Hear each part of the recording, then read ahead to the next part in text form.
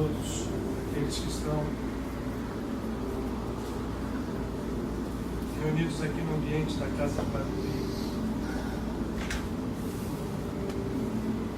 Seja que recinto estiverem, que a partir desse instante, o verdadeiro e único recinto que estejamos todos nós, seja o templo vivo, o templo do Espírito, que trazemos conosco,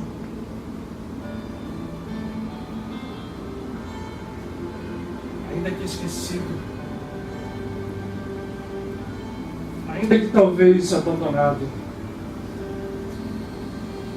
esse templo vivo do Espírito, o verdadeiro e único, a se expressar com a consciência e a verdadeira devoção, sejam do nosso próprio Espírito o reflexo vivo.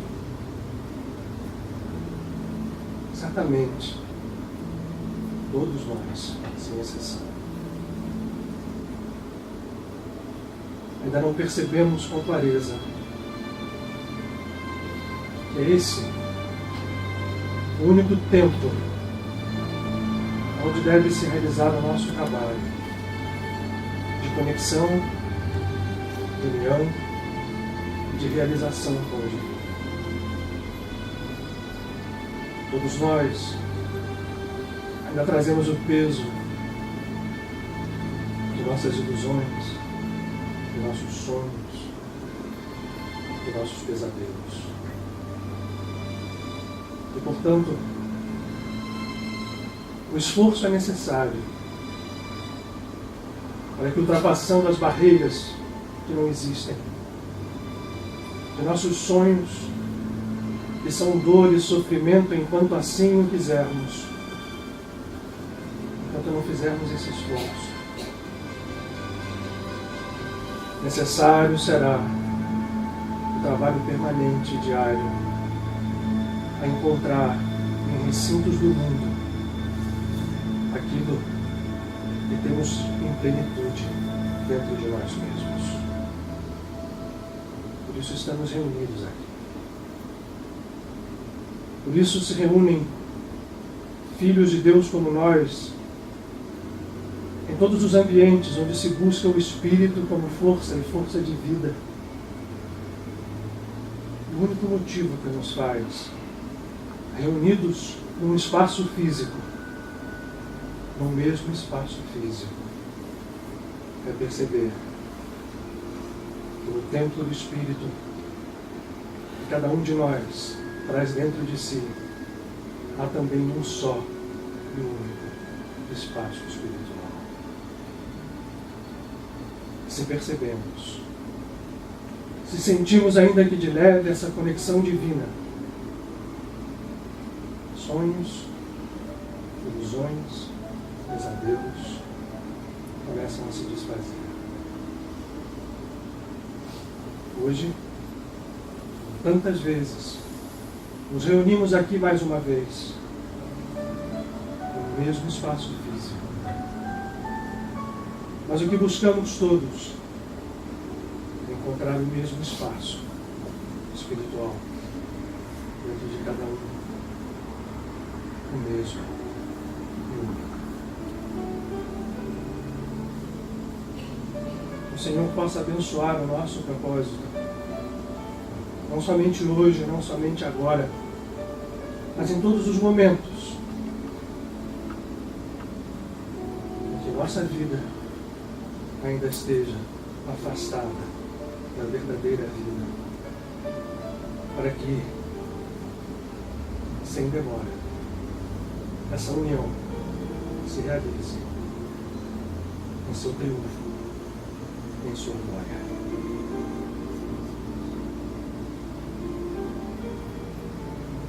Graças a Deus.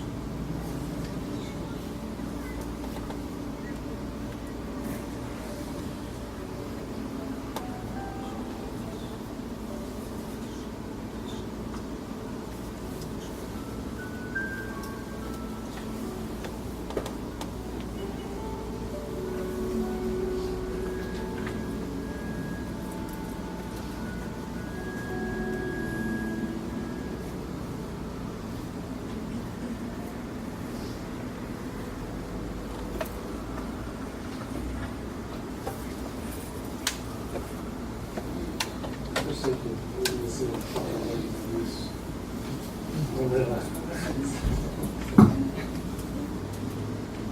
Então, só para não deixar em suspenso essa história de Boswell de Higgs, para a gente falar, talvez uma outra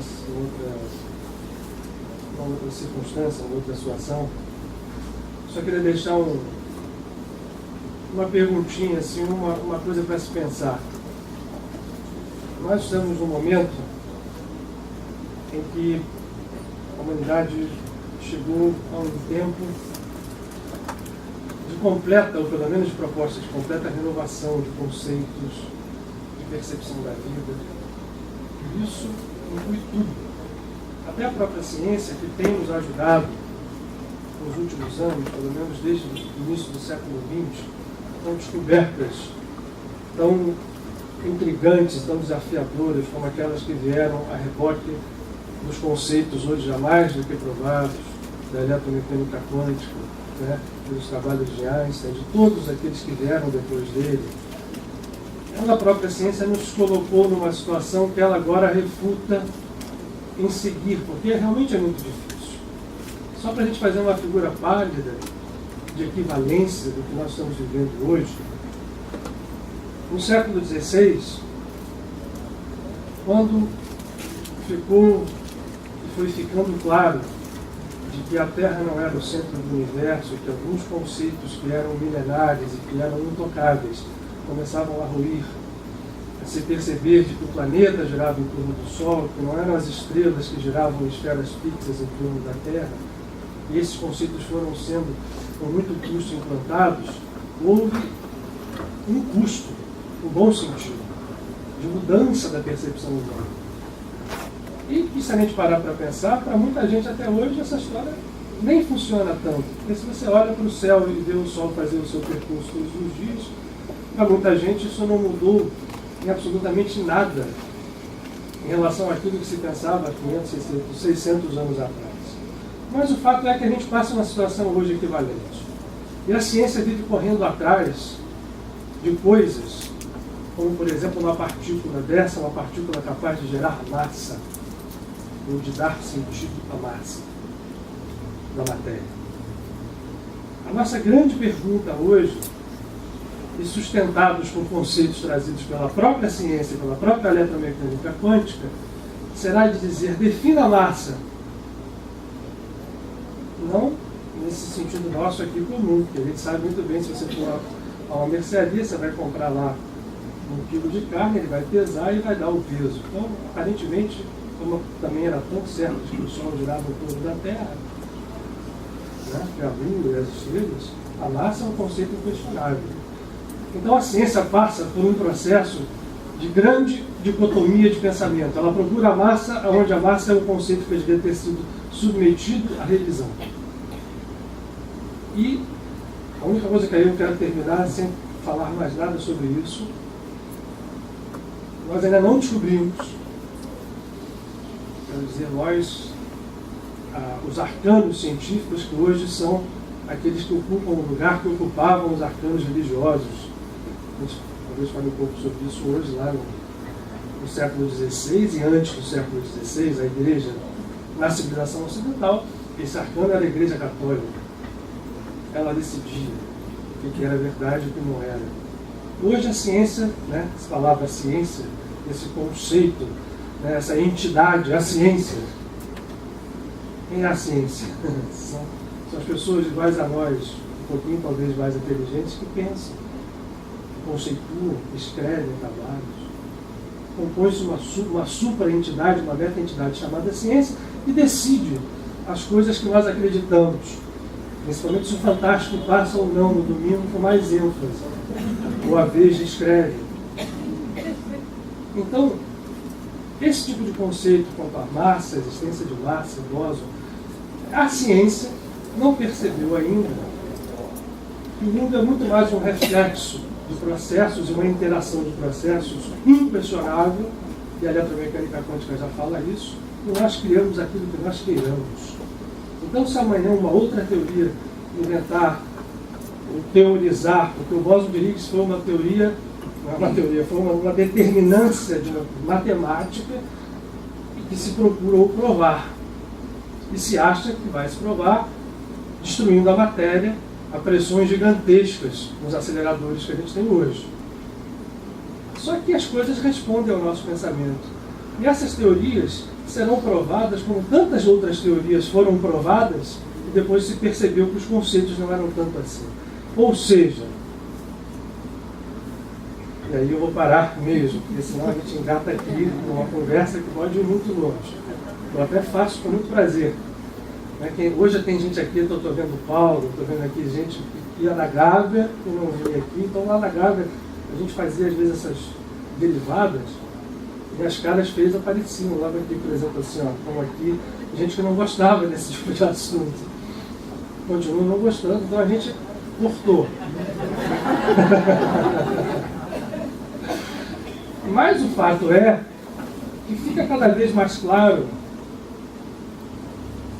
de como a mente humana é capaz de criar processos e de provar processos, entre aspas, de acordo com a sua conceituação momentânea do que seja a realidade. Então os nossos aceleradores vão achar os bósons de Higgs, sim, e vão achar outras partículas com outros nomes, sim, desde que nós direcionemos a nossa consciência para achar que o mundo é feito assim. Então se a gente acha que a massa existe, como ela é determinada, eu posso chegar a uma estrutura matemática que mostre isso e achar que isso faz parte de uma partícula X, Y, Z e vou tentar achá-la dentro do meu entendimento e vou achar. Como antes da eletromecânica quântica, a física newtoniana era responsável por dar substância a todas as coisas que nós acreditávamos que eram verdade. Quando chegou o que a gente chama de física quântica, né? Mas é uma teoria eletromecânica baseada num conceito que a gente ficou popularizado como quântico, passou-se a rever várias coisas da física newtoniana, tanto que ainda hoje isso está aqui e ali. Né? Ainda não apareceu algo que pega as duas coisas e transforma em uma só. E nesse intervalo vão aparecendo teorias que vão sendo provadas para amanhã se destruir. Enfim, a massa. Por que é a partícula de Deus? Porque Deus criou um universo material. Há muitas outras coisas sobre Deus. Vamos ter certeza que a gente ainda não tem muita noção. A hora agora é o contrário. É da gente pensar nisso, e era a ideia hoje da gente conversar. E eu queria pedir desculpas para vocês, eu vou tentar terminar mais cedo, um pouquinho, e sair, porque eu tenho um compromisso médico depois aqui do trabalho. Mas eu não queria deixar de perder a oportunidade hoje para fazer, antes de ter falado sobre essa história do bóson de Higgs, um apanhado sobre o processo, e aproveitando, eu sempre gosto dos sinais. E hoje a gente tem o Roberto aqui. O Roberto faz um trabalho muito interessante aqui na casa, a divulgação do curso em milagres. A casa de Padre Pio tem eu diria que tem uma espécie de um slogan, né? Ou uma frase que procura definir os nossos propósitos. Ela se diz, na verdade ela não se diz, nós recebemos essa frase do nosso orientador espiritual, que é Padre Pio, que aqui é uma escola de se aprender a viver em Deus, é uma escola de se viver em Deus, ou de como se viver em Deus. Eu me lembro de quando essa frase surgiu, ela é bonita, ela é plástica, mas o que isso significa? E a gente foi aprendendo ao longo do percurso que viver em Deus significava, no primeiro momento, romper barreiras de conceitos, de preconceitos, de acreditarmos que nós temos a verdade, que determinada verdade é definitiva e é entregue a um grupo, a uma religião, a um grupo de pessoas, ao que seja, e de que o processo escolar ou de escola era permanente. Nós éramos, então, permanentemente aprendizes. E por isso, no primeiro momento, o que a gente fez foi abrigar aqui dentro da casa todo tipo de pensamento que tivesse um propósito sincero de busca do divino, ou de busca de viver no divino, e de que a gente pudesse entregar. Isso aqui, eu acho que estou balançando isso aqui, está tirando a coisa. A minha orelha pequenininha. dizem que quem tem ovelha pequena morre cedo. Se essa história for verdade, já temos muito isso.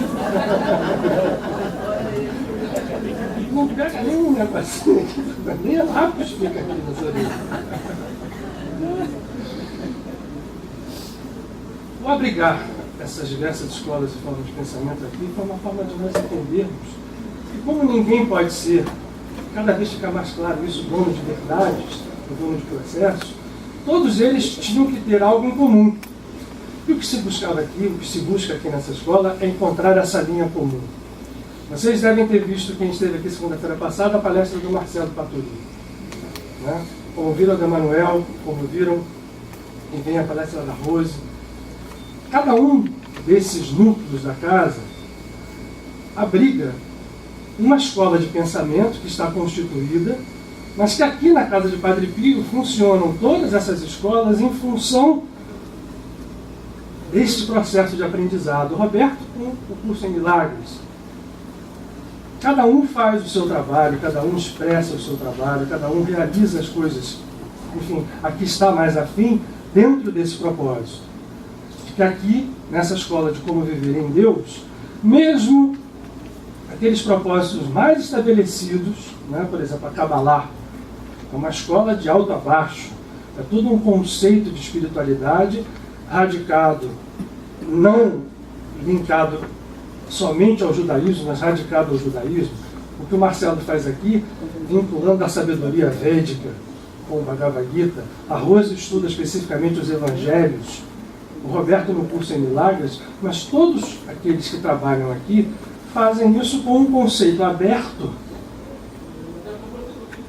de entendimento de que hoje o tempo é esse, de busca e de um encontro de alguma coisa superior a todas esses processos que a gente se vale muito bem deles, e todos são muito válidos e muito efetivos. Continuam sendo, quero deixar bem claro, para ficar claro aquilo que eu estou falando. Aquele que se utiliza desses instrumentos como processo diário e segue, por exemplo, alguém que se afiniza com o Bhagavad Gita ou com a cultura védica e com tudo aquilo que ela nos traz de realização espiritual, continue fazendo. Aquele que tem uma afinidade profunda com os evangelhos e com os estudos relacionados a ele, pelo trabalho maravilhoso trazido pelo Cristo em Jesus, continue fazendo. Aquele que vê na Kabbalah algo que toque mais ao seu coração e à sua mente, continue fazendo. A única coisa que se pede aqui na casa, e aí, hoje é isso que eu queria fazer, essa espécie de reflexão com vocês. Me acho até na obrigação de fazê-lo. Eu não falei aqui, por exemplo, da astrologia, estou olhando para a Rosa aqui, mas a Rosa tem um trabalho com a astrologia também, que enriquece tudo isso também às quintas-feiras. E, por favor, alguém vai me lembrando de outros trabalhos, porque como a gente tem aqui, só para lembrar que eu vejo sempre rostos novos, como nós temos aqui um trabalho que a mediunidade é levada em função, né? Ou seja, baseado naquilo que a doutrina espírita trouxe, nós utilizamos a mediunidade como instrumento de trabalho. É importante também lembrar que a gente faz alguns trabalhos como a apometria, como outros, trabalho de cura, em função de atender as pessoas que chegam aqui nessa casa cada vez mais como sendo um pronto-socorro espiritual. Então a gente bate aqui essa porta, independentemente do dia, da hora, de ser um trabalho ou outro. Então eu quero acrescentar isso. Mas a reflexão que eu queria fazer, eu acho importante que seja feita, é que nós não podemos nos esquecer disso.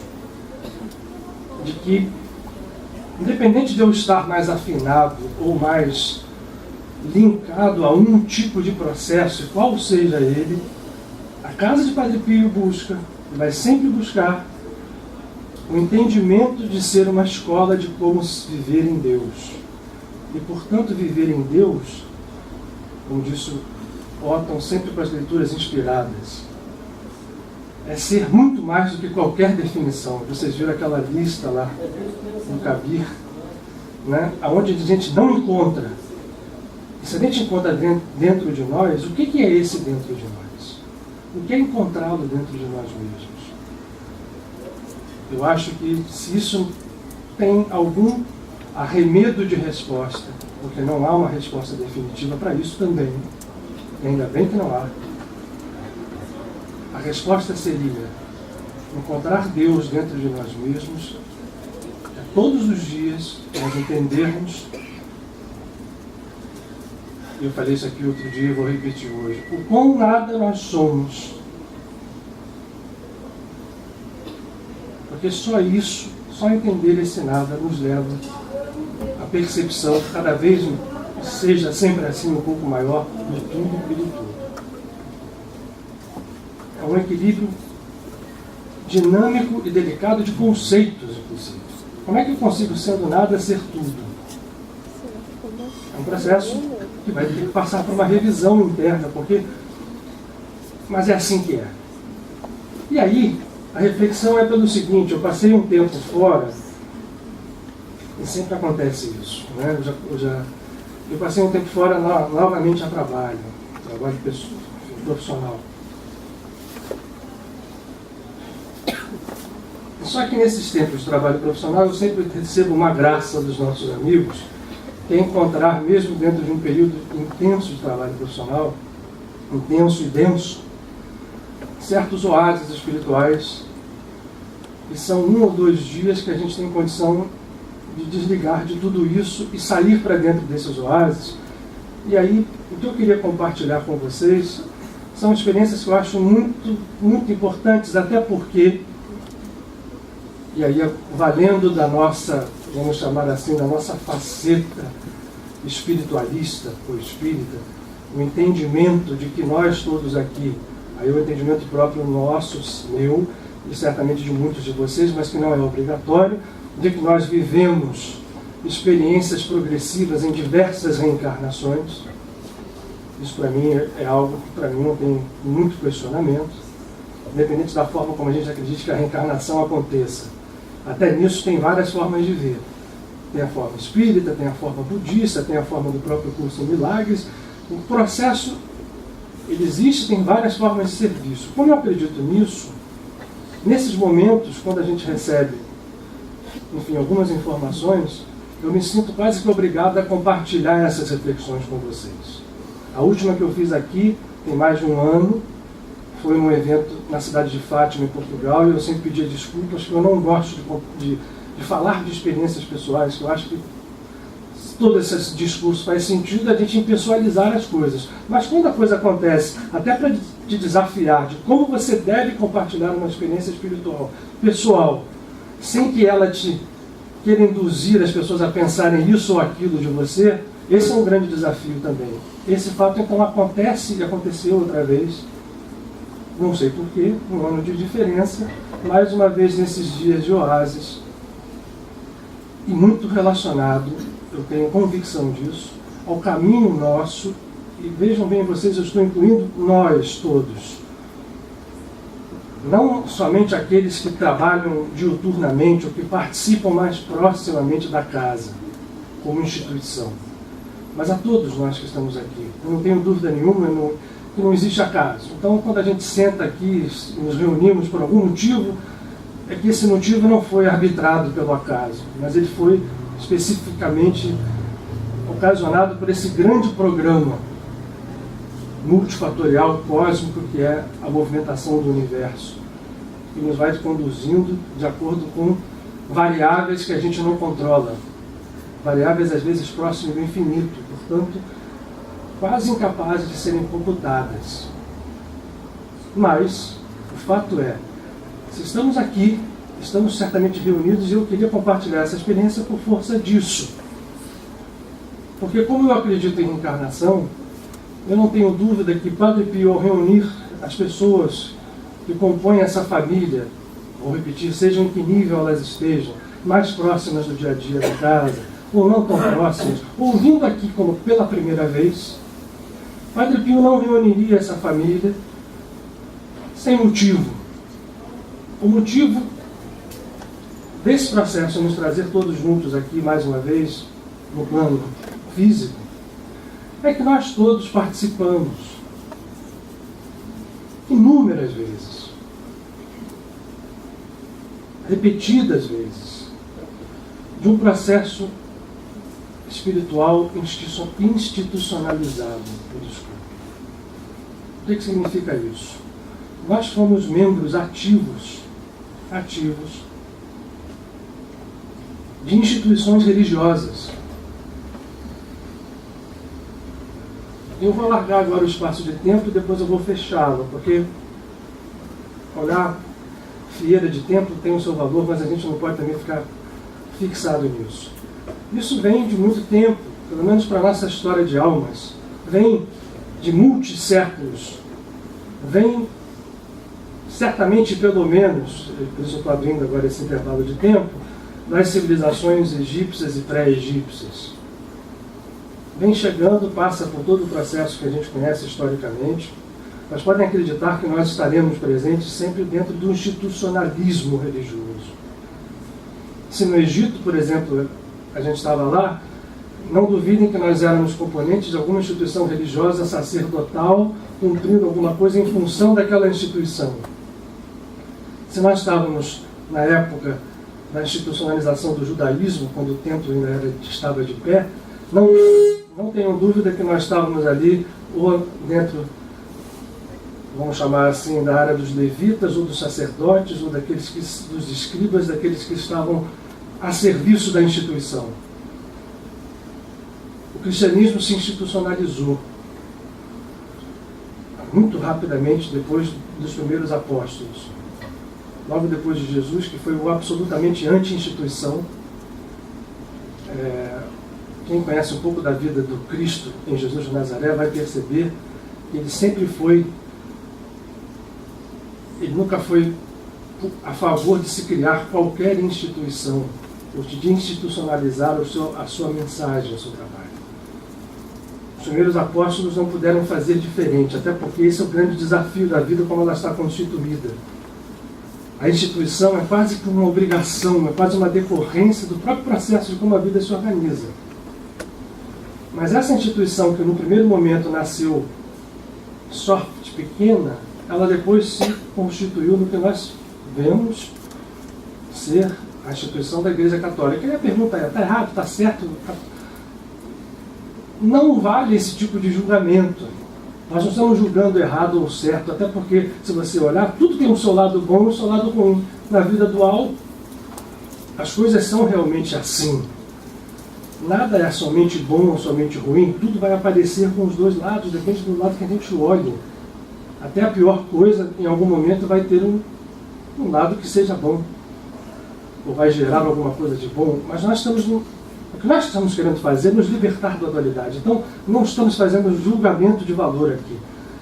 O cristianismo se institucionalizou, e se institucionalizou pesadamente, de uma forma que toda a civilização que nós conhecemos como ocidental, apesar das suas raízes gregas de pensamento, apesar da sua raiz espiritual estar vinculada mais ao judaísmo, mas ainda assim também linkada a chamada estrutura de religião dos gregos e dos romanos, que assim a Igreja Católica, quando passou a ser uma religião de Estado, ela absorve toda a forma de culto que se fazia nos templos de Roma, os templos chamados pagãos. Essa instituição foi basicamente o alicerce daquilo que nós conhecemos como civilização ocidental. A gente dá pouco valor a isso.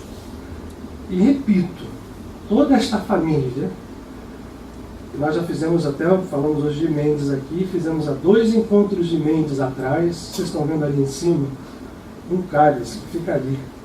A gente nunca mexeu nele, né, Lúcia? Esse cálice foi um símbolo de um encontro de 2 Mendes atrás, onde, a pedido de Padre Pio, nós focalizamos mais claramente um desses momentos em que, na história institucionalizada, a religião... Olha que a gente se anima assim, né? Mas é bom, a gente tem que estar aqui com... A companhia é sempre agradável. E isso faz parte do trabalho, vocês podem acreditar.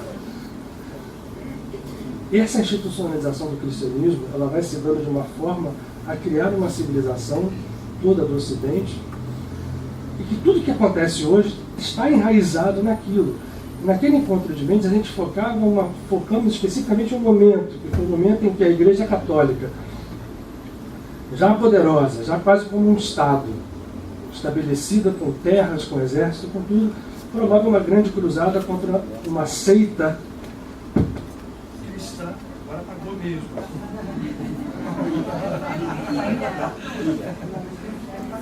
Agora a filha acabou. Não tem problema. Oi?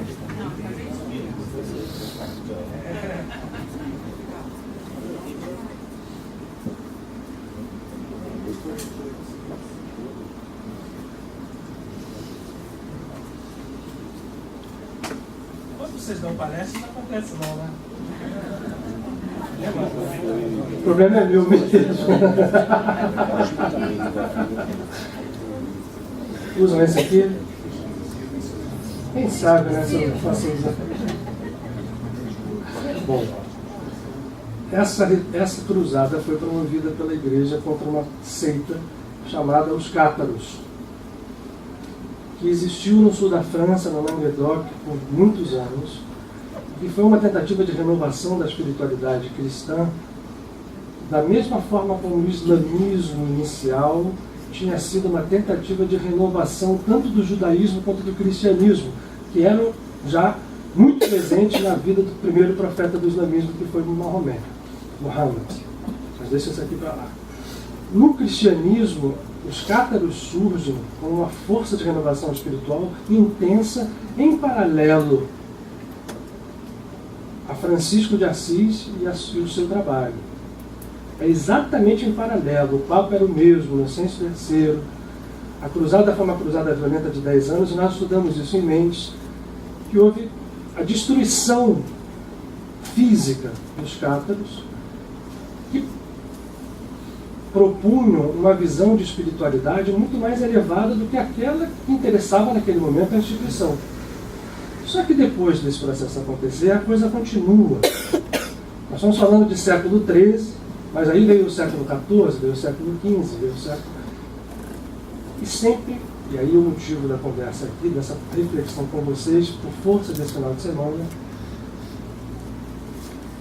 sempre a instituição se tornando o objetivo primordial daqueles que muitas vezes de excelente fé, de boa fé não, de excelente fé, acreditavam nas verdades a que estavam vinculados.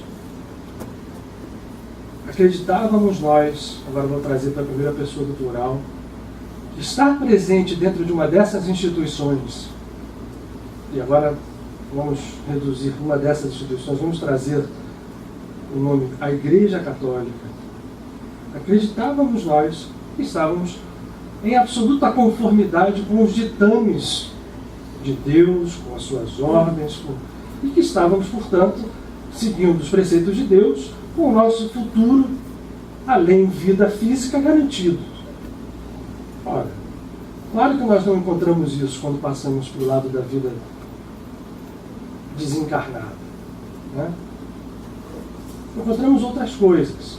Continuamos voltando e continuamos nos vinculando a processos que foram se estendendo de forma diferenciada no século seguinte, no século XIV, no XV, no XVI, o auge da Inquisição,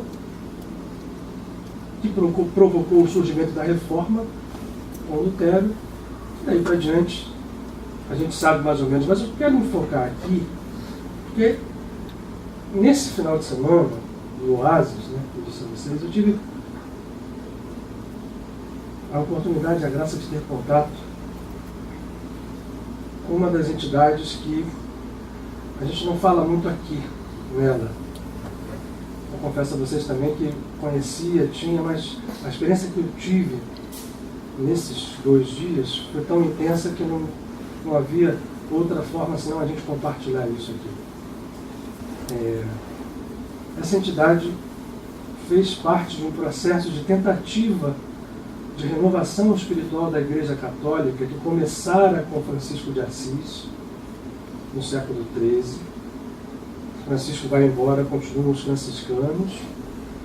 E essa linha franciscana vai correndo dentro da igreja, que ainda assim continua se instituindo cada vez mais como um Estado.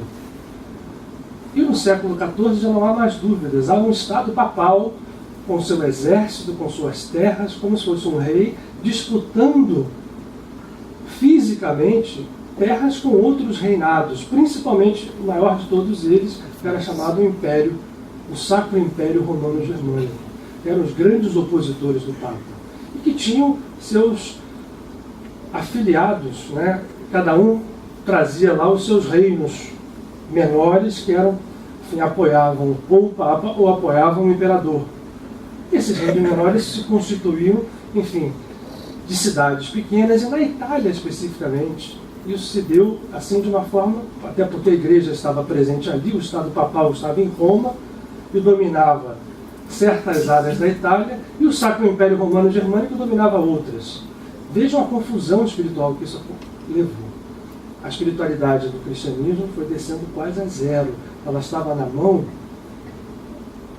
dos franciscanos, dos beneditinos e de algumas outras ordens que mantinham a espiritualidade acesa, e ela foi passada, por isso que às vezes falo aqui, por isso é que a gente tem que dar valor à Kabbalah, porque foram os cabalistas dessa época e os sufis que conseguiram dar sustentáculo à espiritualidade junto com os franciscanos, junto com os beneditinos, que conviveram de perto, mesmo em Roma, em alguns outros lugares em que não eram perseguidos, sustentando a espiritualidade que passou às mãos do judaísmo cabalístico e dos sufis muçulmanos. Enquanto que o catolicismo se debatia com essa sua experiência secular, e aí nós estávamos presentes ali, de novo. E a entidade que eu estou falando chama-se Catarina de Siena. Para muita gente deve fazer sentido esse nome, talvez para outros não faça tanto. Catarina de Siena faz parte de um grupo de espíritos que encarna, mais ou menos de forma contemporânea, depois desse século franciscano, para poder manter a Igreja Católica sem sossobrar de forma completa.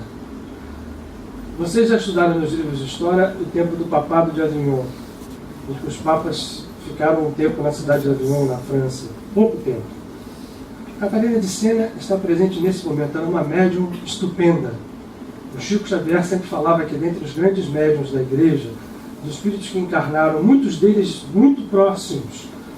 Catarina de Siena, Brígida de Vadstena, que é a conhecida Santa Brígida da Suécia, e Margarida de Cortona.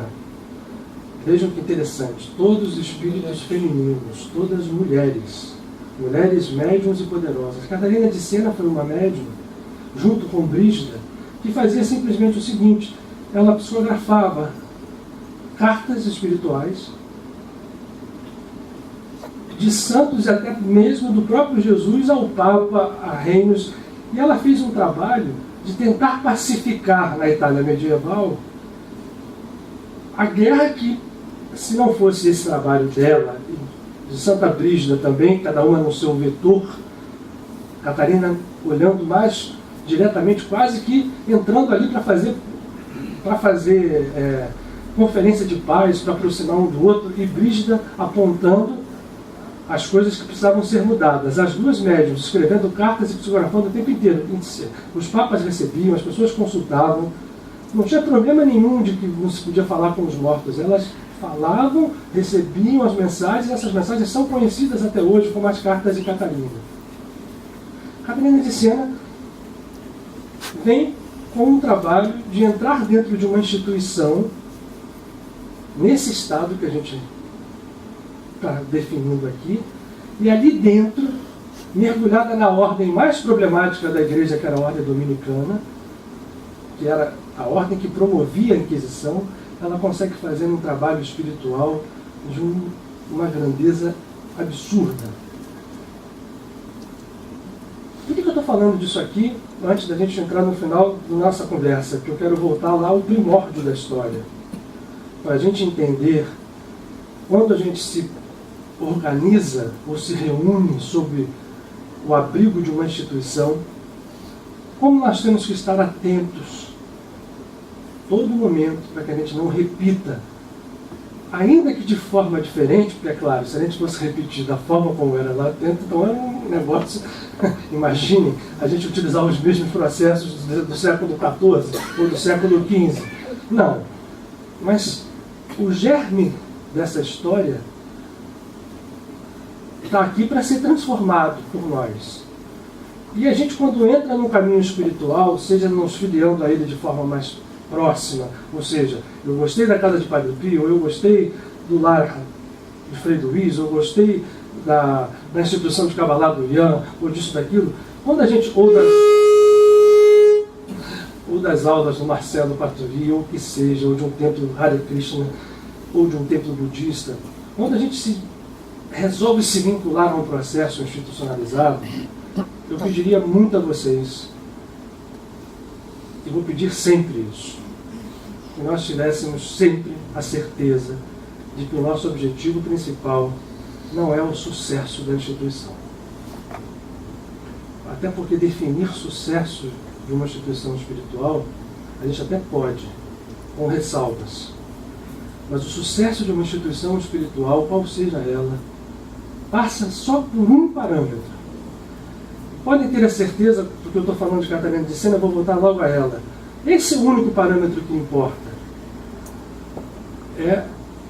Seja qual for ela, seja qual for a instituição que nós nos vinculemos, seja aquilo que a gente estude, qualquer coisa, é a realização divina que a gente consiga fazer dentro de nós mesmos enquanto estamos nela. Isso significa o quanto de consciência eu desperto, o quanto de luz eu acendo. Se eu consigo fazer isto no meu mundo íntimo e realizar esse trabalho, a instituição, seja qual for ela, vai responder como um todo.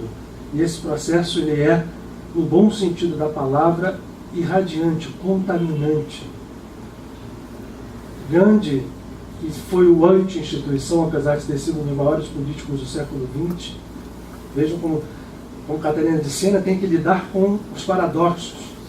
Ela era completamente espiritual e teve que viver uma vida dentro da pior das formas de instituição, que era uma instituição religiosa guerreando contra a cidade de Florença, por exemplo.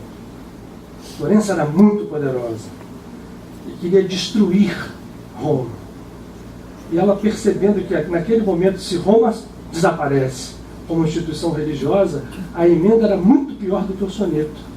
Porque se havia ainda alguma forma de espiritualidade no Ocidente, essa espiritualidade estava sustentada pela Igreja Católica, apesar de tudo. E se Roma vai embora, naquele instante, a gente não sabe que rumos haveria, porque Florença não tinha nenhuma intenção espiritual ao guerrear contra Roma. A cidade de Florença queria apenas as riquezas materiais que o Papa possuía, inclusive as suas terras. Catarina entra no meio disso como um ser espiritual, como Gandhi faz. E a espiritualidade de Catarina é alguma coisa, eu até recomendo quem queira ler, é alguma coisa impressionante. Não só porque a sua mediunidade, que é outra coisa que nós fazemos aqui, nós temos muitos médiuns na casa. E o Manuel está aqui para dar prova que o nosso grupo de estudo mediúnico chama-se GDS. A Rose também sabe disso. A Deise também sabe, todos nós sabemos. A sigla corre o risco de ficar esquecida. Porque quando a gente fala em estudo mediúnico, a gente chama de GDS, porque o que significa GDS?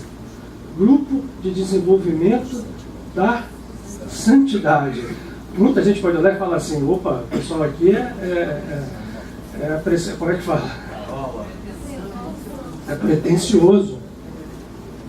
Mas quando a gente fala nisso, quando a gente entende assim, pretensão de ser santos, nós estamos entrando naquele processo de não entender como nada pode ser tudo. Santidade não tem nada a ver com grandeza, de alguém ser maior do que o outro, ou superior na hierarquia espiritual. Santidade só tem a ver com uma coisa: integridade, unificação. Santidade só tem a ver com isso. Algo que está partido e que se torna íntegro novamente. Isso é ser santo. Né? Quantas vezes a gente repete aqui, né, a história que a palavra santo, em várias línguas, tem a ver com isso, por isso existe a palavra holismo, porque rolos inteiro, completo, em inglês vai dar originação ao holy. Em português, santo é são, mas faz sentido. O são é aquilo que não é doente, que não é partido, que está curado, que está unificado. Portanto, quando a gente fala de mediunidade, aí eu volto a Catarina de Siena, ela era médium porque ela era santa. Todos os grandes médiums de verdade são santos, porque foram santos. Da santidade a mediunidade flui como um rio de vida. Logicamente que isso, dentro do nosso processo de vida, principalmente agora no século XX, a percepção mediúnica explodiu. Isso estava previsto. Até para que a gente pudesse saber se utilizar dela. Aí os médiums chegam e vão entender que o objetivo deles é ser bons médiums. O que é ser bom médium? O perigo está aí. Porque passa a ser algo que faz parte apenas do processo se transformar no objetivo principal. E a gente começa a achar, de repente, onde eu digo que as coisas, as institucionalizações dos processos nos enganam, a achar que você chegar lá e cumprir a sua mediunidade direitinho, fazer o seu passe, chegar no seu dia de trabalho, no centro, ficar aqui dando o seu passe da hora tal, a hora Y, fazer o seu, e chegar em casa que você cumpriu o objetivo e aquilo está te dando algum tipo de ganho. Da mesma forma quando nós, encarnados à época, achávamos que sermos da área X, Y ou Z da igreja nos dava o céu como garantia, nós começamos a achar que a mediunidade seja para nós um processo que nos facilite qualquer coisa em relação a conquistas exteriores do outro lado da vida, mas não é. Se a gente for estudar a vida de Catarina de Siena, ela vai dizer o tempo inteiro nas suas cartas para os papas, para os bispos, para o pessoal de Florença, que ela conseguiu fazer a paz entre a igreja de Florença, ela conseguiu impedir essa guerra e manter a igreja acesa durante um tempo, para que depois dela viesse, por exemplo, Rita de Cássia, que encarna um ano antes dela desencarnar, para mostrar Rita de Cássia um outro tipo de percepção espiritual tão profundo quanto dela, só que olhado de um outro ângulo. E esse processo quase que ele segura a igreja ali e a salva. E nós somos egressos dessa época, mas infelizmente do lado daqueles que acreditavam que defender a igreja era entrar em guerra contra Florença, que era jogar os não cristãos, né, ou os não católicos na fogueira, e que fazer os preceitos da igreja seria a gente cumprir as determinadas regras da lei, a lei canônica. E aí eu vou terminar. E agora vai passar a ser uma espécie de sessão de leitura. Só para a gente entender o seguinte: o processo não é novo, ele é repetitivo. A gente às vezes acredita que esse processo, quando a gente está num centro espírita, ou numa casa como essa, em que o objetivo é viver em Deus, mas que vai acontecer aqui, né? Vamos ser econômicos nas palavras, um certo desentendimento, uma certa antipatia, um certo movimento de grupos que são assim, outros pensam assado. Esse processo é quase que automático, porque ele reflete esse nosso essa nossa incompletude interior. Agora, é assim aqui, é assim no Centro Espírita Z, na Igreja A, nas sinagogas Y. Vai ser sempre assim, porque as pessoas se reúnem em busca de espiritualidade e vão confundindo a espiritualidade verdadeira, que é única dentro de cada um, e só pode ser encontrada dentro de cada um, com os processos exteriores que compõem as estruturas dessas instituições a que elas se filiam.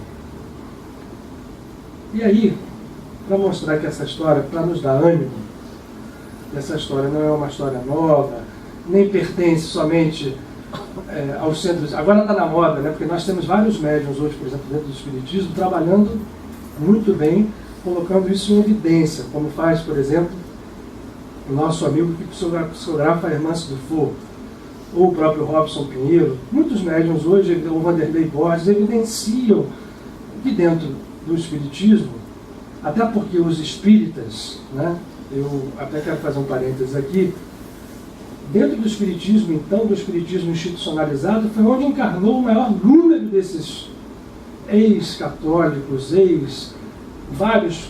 E aí, a grande sedução é cair novamente no mesmo processo anterior.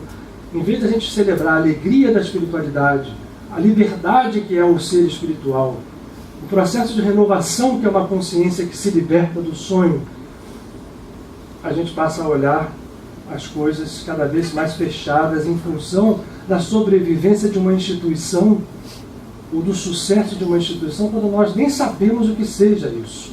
O que é o sucesso de uma instituição? É ter mais gente vindo aqui? É atender mais pessoas? É curar mais gente? É ter um número de pessoas que chegam aqui para receber esse, aquele ou outro tratamento? Esse parâmetro é real, verdadeiro, é o único? Ou ele pode fazer parte, sim, é claro, desde que ele expresse dentro de cada um de nós o entendimento de que se mais pessoas estão vindo aqui, se batem aqui, se chegam que são trabalhadas, são curadas, é porque nós não somos os artífices disso, em primeiro lugar. E segundo, é porque se nós não sendo os artífices disso, permitimos que essas coisas aconteçam, nós estamos começando a perceber a verdadeira relação desse processo. De autores que nós não somos, nós passamos a ser canais que devemos procurar ser. E o canal é exatamente a evolução do recipiente. Se quiser uma desculpa para beber água, mas serve como... Se eu encho esse copo até a beira, ele tem uma capacidade de receber e ele pode transbordar e passar a transbordar, e que ótimo. Se eu tirar o fundo, conectar a fonte de água aqui e deixar que ele passe, ele de um recipiente fechado passa a ser um canal.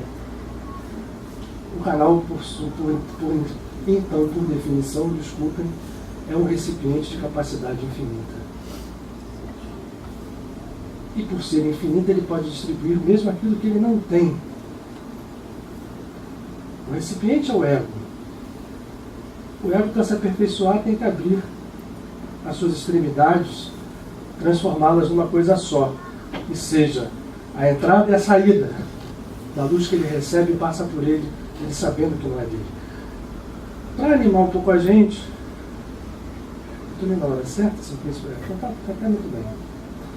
Eu queria voltar, já que nós falamos o tempo inteiro de igreja aqui, católica, eu queria voltar à raiz dela, onde o judaísmo e o catolicismo não se diferenciavam praticamente.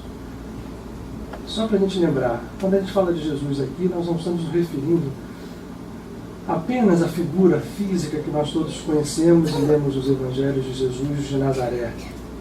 Nós estamos falando de Jesus de Nazaré, sim, mas mais do que isso, muito mais do que isso, principalmente estamos falando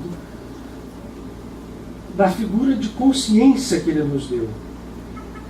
O Cristo é algo maior do que Jesus.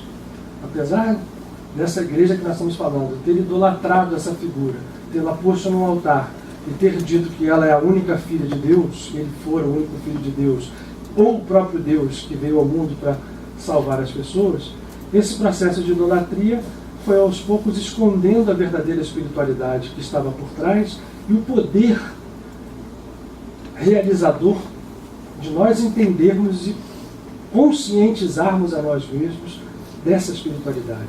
Ou seja, o Cristo ou o Messias é um estado de consciência que Jesus de Nazaré expressou a mostrar para todos nós que esse estado não era particularidade ou propriedade única dele, mas que sim, era algo inerente à natureza de cada homem, de cada mulher, de cada ser, qual fosse ele dentro da criação. Muito bem. Ele nasce dentro do judaísmo, é uma figura que a gente tem que sempre lembrar aqui. Jesus sempre foi, até o final da sua vida, um judeu que falou a um povo que naquele momento passava por um processo em tom menor, muito semelhante ao que os cristãos vão passar depois. Havia uma instituição religiosa dentro da Palestina, em Jerusalém, um templo com a sua classe sacerdotal toda estruturada em cima de uma lei muito rigorosa. A Torá, com todas as suas mitzvot, com todos os seus preceitos negativos e positivos, foi tomada de assalto por essa classe sacerdotal, que fazia com que o povo viesse ao templo cumprir isso, como depois a Igreja Católica fazia com seus fiéis. Você tinha que chegar, as indulgências e as confissões, e mais isso, mais aquilo. Naquele momento, Jesus chega nesse estado de coisas e faz viver a sua mensagem. É esse Cristo que nos interessa. Muito bem. Os seus apóstolos começam, depois que ele vai embora, segundo ele pede, a transmitir essa mensagem. Vejam bem, a não institucionalizar nada, apenas a transmitir essa mensagem. E hoje nós vamos falar de um especificamente a quem é inculcado, vamos chamar assim, né? Eu diria culpa, porque uma coisa dessa eu não gostaria de ser o fundador da Igreja Católica, porque se fala muito em Pedro como príncipe dos apóstolos, realmente ele foi em Roma, a Igreja Romana depois foi tomando forças a partir de Pedro, mas Paulo é que foi, a partir da sua vida, inculcado como fundador da Igreja Católica. Ora, as informações que nós temos de Paulo, a maior parte delas estão postas nos Atos dos Apóstolos, e foi escrito por Lucas. São Lucas era companheiro próximo de Paulo, era um médico, ficava perto dele, e das 14 epístolas que estão aqui. Eu separei uns trechos para a gente olhar, ler e procurar acima do véu da letra, mais profundamente que o véu da letra, entender algumas coisas. Primeiro, Paulo tinha que sair e saiu pelo mundo, fazendo com que comunidades se ajustassem à sua volta e criando instituições. Que instituições eram essas? Não era uma igreja com ordem, com culto, com coisa nenhuma. E ele fazia de propósito um movimento muito claro, sempre. Ele jamais ficou em nenhuma das cidades em que ele reuniu comunidades. A que ele mais tempo ficou, as áreas em que ele mais tempo ficou foi Éfeso e Corinto, onde ele fica, e Roma, onde depois ele vai desencarnar, em que ele fica 2 anos. O que significa isso? Paulo, que vinha como um rabino do templo de Jerusalém, criado dentro de toda a estrutura rígida do sacerdotalismo que naquele tempo dominava o judaísmo, sabia que o cristianismo, entre aspas, porque ele não falava em cristianismo, ele falava em cristificação, deveria ser a antítese disso. E que as instituições deveriam ser apenas locais, onde as pessoas se reuniriam para exercitar esse espírito crístico dentro de cada uma delas. As 14 epístolas de Paulo, olhadas por esse ângulo, são demonstrações claras, e o mais interessante é o seguinte: isso aqui está até hoje no cânone católico, é utilizado, você veja, até vale um pouquinho a história do bóson de Higgs. Né? Isso aqui é utilizado para fundamentar uma estrutura altamente, enfim, altamente, a palavra está me faltando aqui, mas quase que cristalizada dentro da igreja. Né? Quem vai a Roma hoje sabe o gigantismo que é aquela estrutura da Igreja Católica. E se lê as epístolas de Paulo e se utiliza aqui para basear os processos em que se acredita. Então, vejam bem como as coisas são muito mais profundas do que nós imaginamos. Eu quero ler os trechos das epístolas de Paulo para mostrar primeiro uma coisa a vocês. Não passava em branco, nas instituições em que ele fundava, todos os processos que a gente vive nas nossas instituições agora. Tinha briga, muito pior, tinha confusão, tinha tudo. A gente que imagina que os primeiros apóstolos fossem santos, se a gente for olhar a história deles, você vai ver que eles eram homens tão ou muito mais imperfeitos do que nós somos hoje. Dissensões, discussões, gente que era de um, que era do outro, achando que devia ser assim ou devia ser assado. O que o Paulo fazia? Ele reunia as pessoas, montavam um processo, vivia um pouco ali e depois ia embora.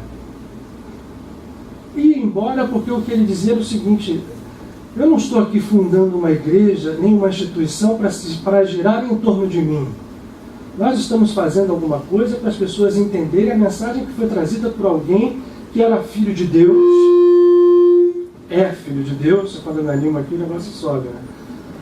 Mas que dizia outra coisa, que era mais importante do que essa: não sou eu só quem sou filho de Deus, todos vocês são. Aí eu separei uns trechinhos aqui de certas epístolas. Vou ler outra coisa. As traduções são diversas. Nós estamos em mãos com uma tradução católica. Existem tradições evangélicas, existem outras, mas o que a gente vai... Isso é até bom, para mostrar o seguinte: como é que a palavra, ela não precisa ser levada em conta, o que a gente tem que olhar é o que está lá do profundo. E Padre Pio, quando reúne a gente hoje aqui, eu digo hoje, nesses tempos em que nós estamos, numa instituição em que ele permitiu que fosse criada, né? Eu confesso para vocês que nessa experiência lá com Catarina de Sena, eu tive um raporte de ver como ela teve uma paciência de viver numa instituição que era a Igreja Católica com a espiritualidade que ela conseguia. Isso é uma coisa que é muito importante. Eu entrei num recinto em que ela habitou. Olha, eu já tive em vários lugares espirituais na minha vida, graças a Deus eu tive essa chance. Eu talvez não tenha entrado em nenhum outro semelhante. A casa onde ela habitou, a vibração espiritual que reina dentro daquele recinto. É algo que pode jogar você para fora, com tanta força que tem ali.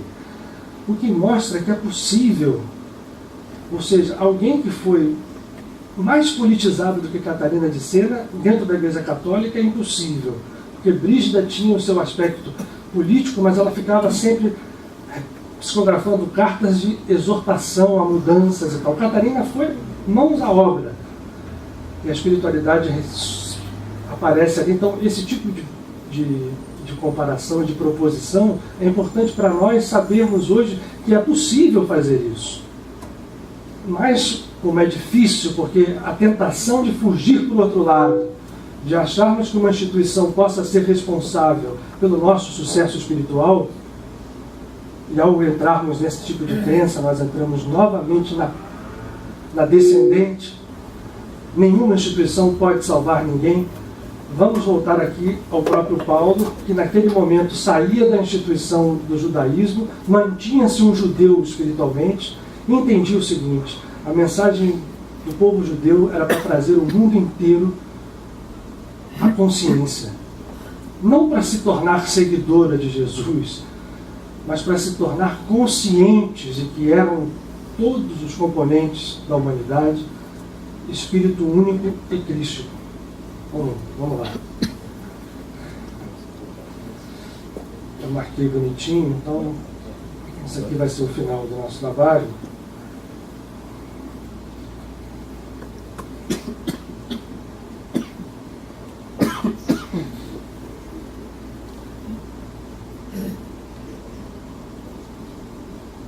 Nós vamos começar com a Epístola aos Romanos.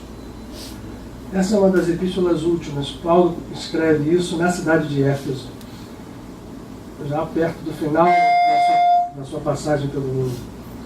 E escreve aos Romanos porque ele, de Éfeso, passa em Jerusalém, de Jerusalém ele vai a Roma, e de lá ele só vai à Espanha e dali ele desencarna. Na Epístola aos Romanos, ele escreve aos judeus de Roma. Havia uma comunidade judaica enorme. Continua existindo mesmo depois que o cristianismo se estabelece. Essas duas comunidades sempre se interconectaram muito, seja às vezes brigando, seja às vezes se apoiando uma outra. Tão grande quanto a comunidade cristã no início em Roma era a comunidade judaica. Paulo escreve a ela e diz o seguinte no capítulo 13.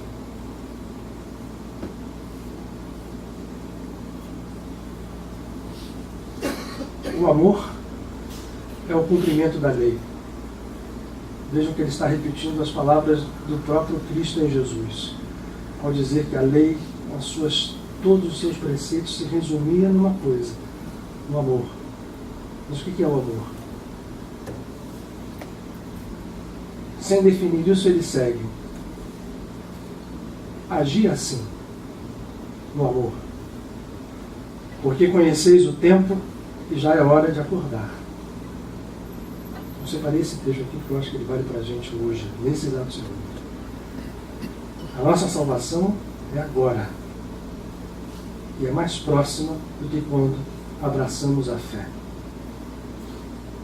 A noite já vai adiantada e o dia vem chegando. Despojemo-nos, pois, das obras de treva e vistamos as armas e as obras da luz.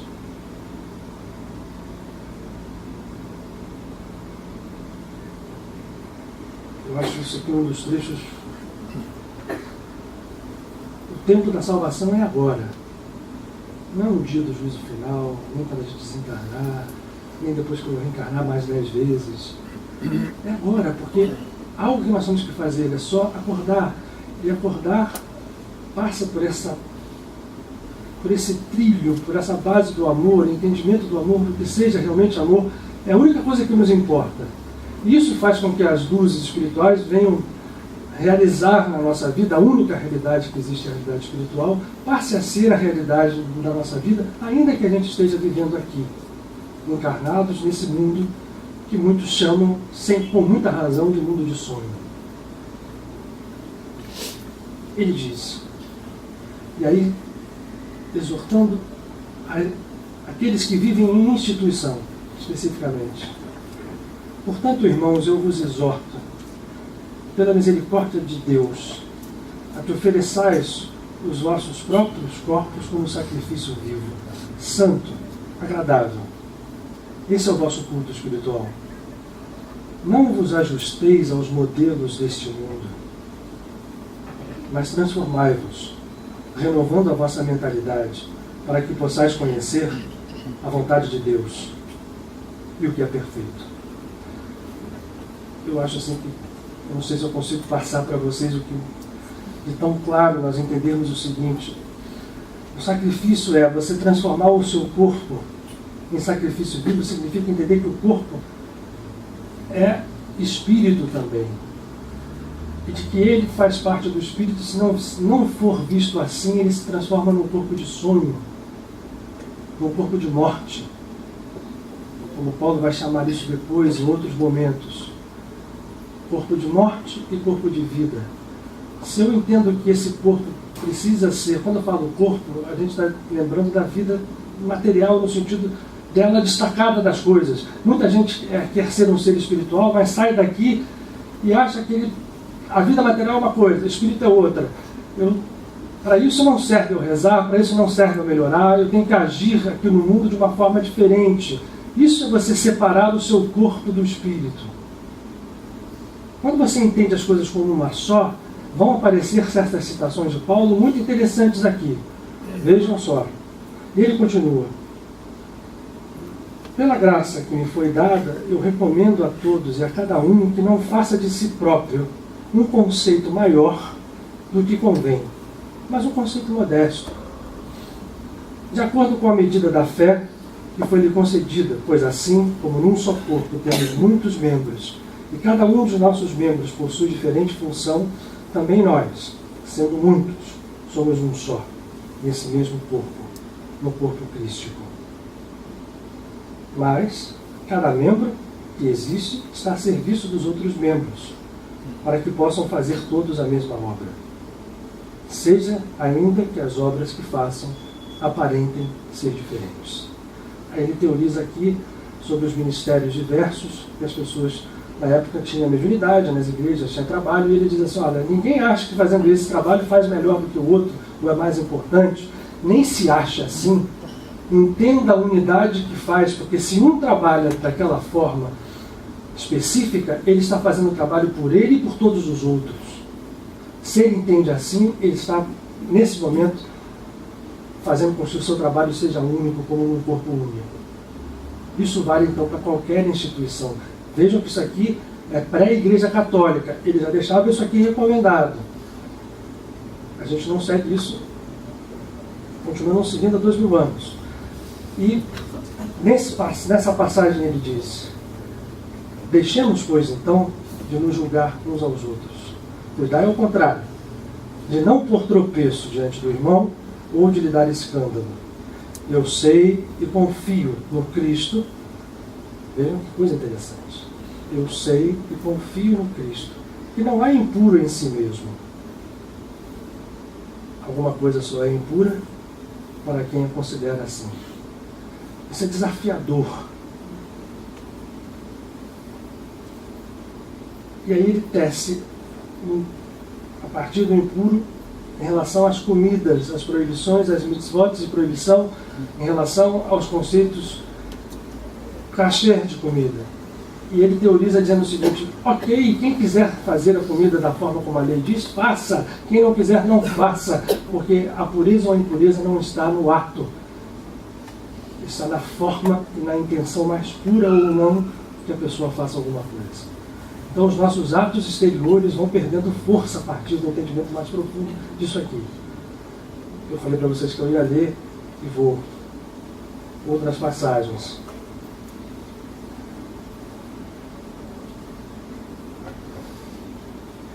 Essa também é tão desafiadora quanto a outra. Mas acho que mais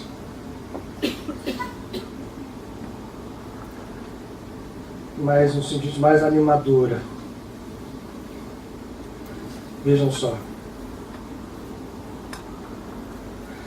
Aqui eu não vou ler tanto, porque aqui a gente fala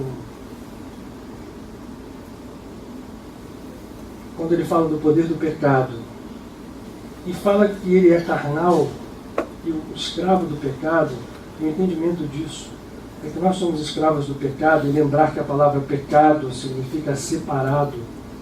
O único pecado que existe é aquele de nós termos nos separado da origem divina que existe em nós. Nós somos deuses e somos, portanto, co-herdeiros da divindade, com Cristo e com todos aqueles que despertaram a consciência crística, que acordaram. Só que a gente ainda não realizou. Isso é pecado. Enquanto eu sou escravo do pecado, eu vou estar a reboque das leis. Quais sejam elas, as leis que nos dizem ser certo ou errado fazer aquilo. Quando eu me uno à divindade, eu unifico, desfaço essa grande ilusão do pecado. Ilusão que tem um poder de realidade enorme nas nossas vidas, porque enquanto somos escravos dela, vai valer. Vai valer a dor, o sofrimento, vai valer o plantar e colher, vai valer a ação e reação. Tudo isso é fruto desta lei de pecado que nós fomos responsáveis por deixar ser estabelecida. Nós fizemos uma grande opção. Aí eu estou falando não é de 1.500 anos, nem de 2.000, nem de 3.000 anos atrás. Nós fizemos uma grande opção eras atrás. Seres somos que somos divinos por uma lei específica, que é esta lei do pecado. Mas a liberdade a essa lei é possível. Ele diz: eu sou escravo do pecado. E continua nos Romanos: mas o que era impossível para a lei, enfraquecida por causa da carne aqui é igual a ego, Deus o fez enviando o seu próprio Filho em estado de solidariedade com a carne do pecado, de modo que os que vivem segundo o Espírito se fazem unos com esse Filho e com a liberdade que nele está. Mais claro do que isso, dizer que Jesus é Deus e que é o único Deus e que tem que ser posto no altar e que ele é o único Filho de Deus, isso é um absurdo. Está posto aqui com toda a clareza que todos aqueles que entendem esse processo de liberdade do pecado se fazem unos e se transformam também como ele, se transformam não, readquirem, porque nunca perderam a sua natureza divina. E aí termina ele dizendo: portanto, irmãos, não somos devedores da carne para vivermos segundo a carne. Essa é uma outra afirmação desafiadora. A dizer quase: olha, Eu não quero mais o karma, eu não quero mais a lei do karma, eu não quero mais estar vivendo segundo a ilusão da carne, nem nenhum outro processo que me prenda ou me escravize. Ainda que essa escravidão foi determinada por mim mesmo. Quando? A gente não sabe. Mas não importa. A gente não precisa regredir até lá atrás e buscar o que nós fizemos para entrarmos dentro dessa lei, para nos libertarmos. Por isso eu li aquele primeiro trecho. O tempo da libertação é agora. E ele diz: portanto, irmãos, não somos devedores da carne, para vivermos segundo a carne. De fato, se viverdes segundo a carne, morrereis. Mas se pelo Espírito fizerdes morrer as obras da carne, vivereis. Isso, o que é morrer e viver? A única morte que existe é essa que nós estamos agora. Alguém pensa que está vivo aqui? Nós não estamos. A gente está nessa morte, nesse sonho, nesse estado hipnótico de morte. Foi por isso que Jesus também, quando foi chamou aquele menino a segui-lo, ele disse: deixa eu enterrar meu pai. E ele diz na lata para ele: deixe os mortos enterrarem os seus mortos. Ele não estava dizendo outra coisa diferente do que está aqui. Quem vive segundo a carne está morto. Ou seja, pode reencarnar 1000 vezes, pode ir para o nosso lar e voltar 10.000 vezes. Aqui ou lá continuará morto. Porque esta morte é diferente de desencarnação, de recuperar a consciência no plano espiritual, seja em que nível. A morte que se fala aqui é a morte desta consciência divina que nós temos. E se nós vivemos segundo a carne, segundo essa lei da carne, que é a lei de plantar e colher, da ação e reação, de estarmos submetidos às polaridades, de bem e de mal, ora eu estou no bem, ora eu estou no mal, ora eu estou no alto, ora eu estou no baixo, se a gente se seduz por isso, e a sedução nisso nos leva ao julgamento, nos leva à condenação, nos leva a agir de acordo com o julgamento e a condenação. Então, quando eu julgo, eu vou ser julgado, quando eu condeno, eu vou ser condenado. Fatalmente esse processo vai se repetir e a morte vai permanecer. A vida e a liberdade se dá quando a gente sai desta concepção de que viver segundo a carne seria viver, mas não é. Isso é morte. Mas se pelo Espírito fizerdes morrer as obras da carne, vivereis. Todos os que são conduzidos pelo Espírito de Deus são filhos de Deus. Ele repete aqui. Ou seja, Jesus, eu, você, Yogananda, São Francisco, o traficante que se modifica, o pior dos conceitos que a gente tem de maldade, ainda ali o Espírito de Deus permanece e vai reviver a essa pessoa quando ela tiver essa consciência desperta. Porque esse mundo de julgamento termina quando nós entendemos isso. E ele continua: portanto, aqueles que vivem pelo Espírito de Deus são filhos de Deus. Vós não recebestes um espírito de escravos para recair no medo. Vejam também que isso aqui é um trecho. O contrário do bem não é o mal. O contrário do verdadeiro bem é o medo. Porque ele nos conduz a essa dualidade. O medo nos conduz a entender que eu tenho que sair correndo do mal para buscar o bem, e aí quando eu chego aquilo não é bem o bem, eu corro de volta para lá. Esse processo de liberdade passa por nós entendermos que o espírito nosso não é o espírito de escravidão. Recebestes um espírito de filhos, pelo qual clamamos, junto com o Cristo, Abba. Nós sabemos que em hebraico e aramaico é pai.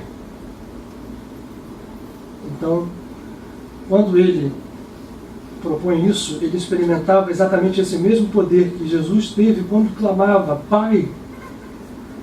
E ao dizer Pai, agora eu vou usar um pouco o conceito cabalístico, se direcionava à forma mais primária de expressão da divindade. a letra Yud do tetragrama, de onde vêm todas as outras, que fecunda a mãe. Quando nós recebemos esse espírito adotivo, nós podemos proclamar, e ao dizermos Pai, isso pode ser sob a forma de uma oração, sob a forma de um estado de consciência, sob a forma até de um clamor.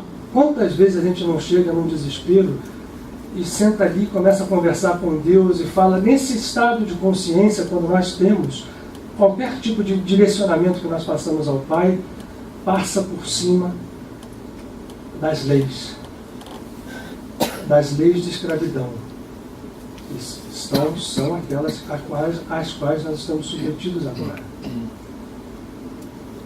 Isso leva a sérios e vários questionamentos de Paulo. Eu agora vou terminar mesmo com a leitura de um trecho que vocês todos conhecem. Porque o que se pergunta? E ele desenvolve isso ao longo das outras epístolas. Coríntios se segue aos Romanos. Na epístola aos Coríntios, Paulo começa desenvolvendo primeiro uma teoria em que ele retorna ao processo de entendimento do que seja uma instituição. Porque ele fundara várias delas e ia embora. E em Corinto começou a haver uma dissensão daqueles que se diziam de Paulo, e havia um que muitos atribuem a ser Apolônio de Tiana, mas que se chamava Apolo, que chegou na igreja de Corinto com muita expressão, fazendo curas, modificando as pessoas, e as pessoas dizem, eu sou do Paulo, eu sou do Apolo. E ele começa abrindo aqui, dizendo assim, vem cá, quem é de quem, o que é de quê? Paulo, Apolo, a gente é do Cristo, e o Cristo é divino, seja eu, seja Apolo, senão não tem sentido nada do que nós estamos fazendo. E depois ele começa, aí ele desce em Coríntios, ele desce um pouco aos meandros da instituição em si. E aí baixa o pau aqui no pessoal. Ele começa a dizer, ó, vocês aqui fazem isso, fazem aquilo, vocês brigam porque quem tem o dom da mediunidade, que era chamado dom da profecia, acha que é o máximo, tem outro que tem o dom das línguas, tem outro que tem o dom de dar dinheiro, o outro, cada um tem um dom, o outro tem o dom de atender os pobres. Vocês estão brigando entre si para disputar quem é o dom maior, se o dom da profecia é maior do que o outro, se o dom de ajudar o pobre é maior do que aquele. Espera aí. E ele faz um arrazoado disso, dizendo, volta aquela figura do corpo. Se todo o corpo fosse um só membro, onde estaria o corpo? Portanto, os membros são muitos, mas o corpo é único. O olho não pode dizer à mão, eu não preciso de ti, nem tampouco a cabeça dizer aos pés, não necessito de vós. Aqueles que parecem menos dignos, nós os cercamos de maior cuidado, e o que temos por indecentes, nós tratamos com maior amor. E aí ele vai razoando, dizendo que você tem que tomar cuidado de entender que dom nenhum pode, dentro de uma instituição, ser tomado como algo maior, porque senão nós estamos entendendo que a instituição, aquilo que nós fazemos nela, é o que importa e não é. Ora, vós sois o corpo de Cristo, continua ele. Cada um, por sua vez, é um membro. Deus colocou na igreja, e lembre-se que a palavra igreja é, em grego, eclésia, reunião de pessoas. É a mesma coisa que uma sinagoga, é onde se reúnem pessoas, só isso. Então, quando ele usa a igreja aqui, ele usa nesse sentido. Deus colocou na igreja, em primeiro lugar, alguns como apóstolos, outros como profetas, outros como doutores, outros com o dom de milagres, com o dom de cura, de assistência aos pobres, de governo, de falar línguas estranhas. São todos apóstolos? São todos profetas? São todos doutores? Têm todos o poder de fazer milagre? Têm todos o dom de curar doenças? Falam todos em línguas? Todos as interpretam? Cada um de vós tem um dom. Mas eu acho que o que mais importa é que aspirai todos vós os dons melhores. E há um que eu vou vos mostrar agora, um dom e um caminho melhor ainda.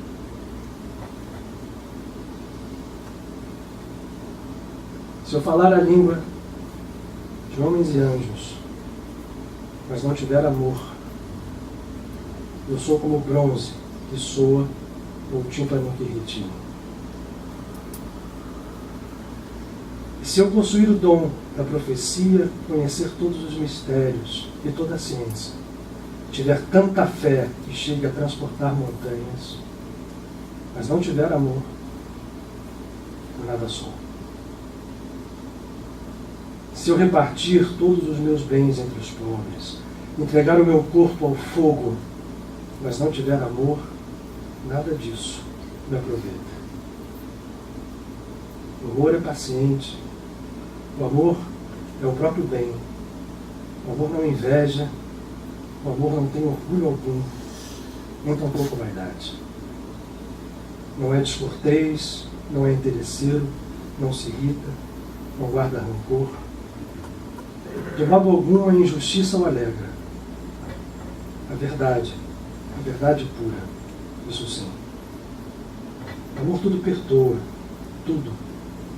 O amor tudo crê, o amor tudo espera, o amor a tudo suporta. O amor jamais acaba. As profecias certamente terão um fim. As línguas vão emudecer e a ciência um dia terminará. Porque o nosso conhecimento é sempre e será sempre parcial. Como parcial é e será sempre a nossa profecia. Mas quando chegar à perfeição, desaparecerá o que era parcial.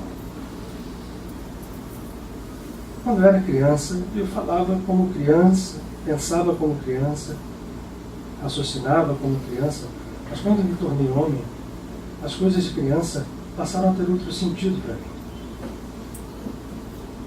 No presente momento nós vemos, como por um espelho, vemos obscuramente. Mas há de chegar um tempo em que veremos face a face. No presente eu conheço apenas em parte, mas chegará o momento que eu conhecerei da mesma forma como sou conhecido. No momento presente, pois, no estado em que vivemos, permanecem essas três coisas: a fé, a esperança e o amor. Mas o amor é a maior delas. E ele termina: procurai o amor e aspirai dons de verdadeiro espírito.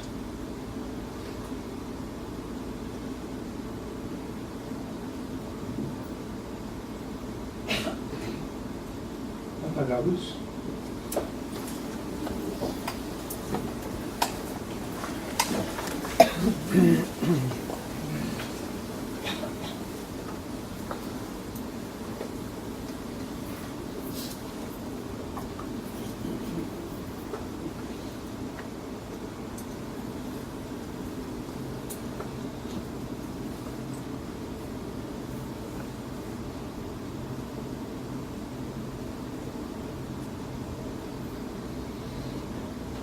O Padre Pio, que está hoje aqui, sempre está. Um exemplo disso.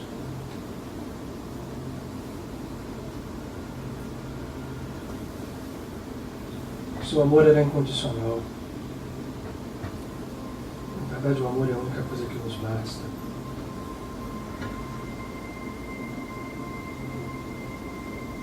Certamente cada um de nós sabe a dificuldade que temos, nós todos temos, de expressar com plenitude. O entendimento que temos do amor ainda passa pelo recipiente fechado do nosso ego, mas também não há nada de errado nisso. Lembremos que o próprio Cristo tinha perto de si meninos Migdala, Pedro, Tiago, João, almas a quem ele mais se afinava. Todos nós temos próximos de nós aqueles a quem fica mais claro por amarmos, que seja o amor. Isso não é errado. Mas o grande desafio que possuímos é o de percebermos esse amor tão grande que sentimos por nossos filhos, por nossos pais, companheiros, amigos mais próximos. Esse sentimento é o mesmo do qual podemos nos valer quando a nossa consciência desperte, para começar, se não amando com a mesma intensidade, para começarmos não julgando, não condenando e voltando a cada um dos seres que movimenta em vida este universo como nós o fazemos. A cada um desses seres que são como nós, unos com o divino, pois todos nós somos um. Voltarmos a eles o nosso amor, aprendendo a amar aos poucos e cada vez mais. Não só aqueles que ainda não são nossos amigos, mas mesmo aqueles que se dizem nossos inimigos. A força do amor movimenta e cria universos e universos. Mas faz também que a flor pequenina do campo abra suas pétalas, se dirija ao sol. Faz também, sobre outros aspectos, que a grandeza da vida se manifeste, ainda que não consigamos enxergá-la.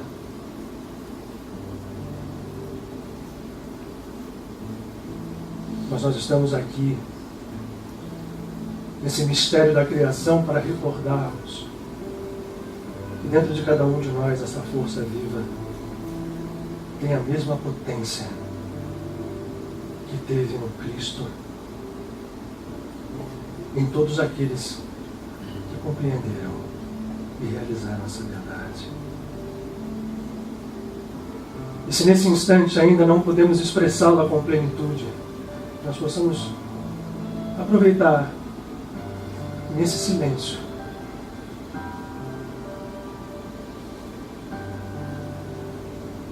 onde apenas uma voz fala, não por si mesma, mas para expressar o coração de todos.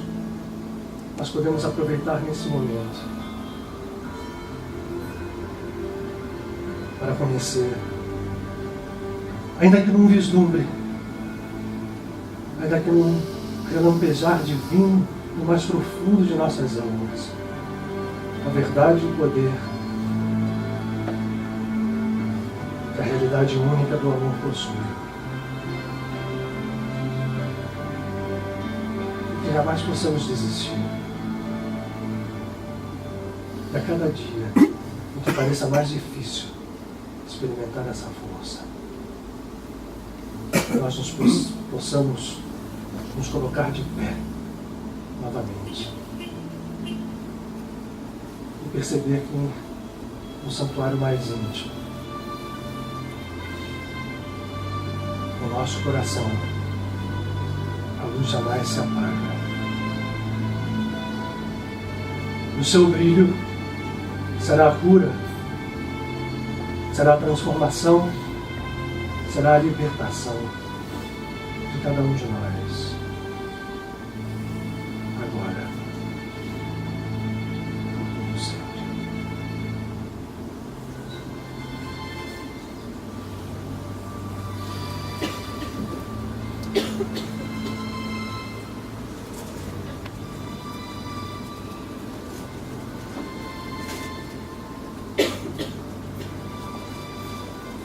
Obrigado, meu Deus.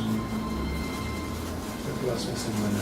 Peço só desculpas a vocês que eu vou ter que sair.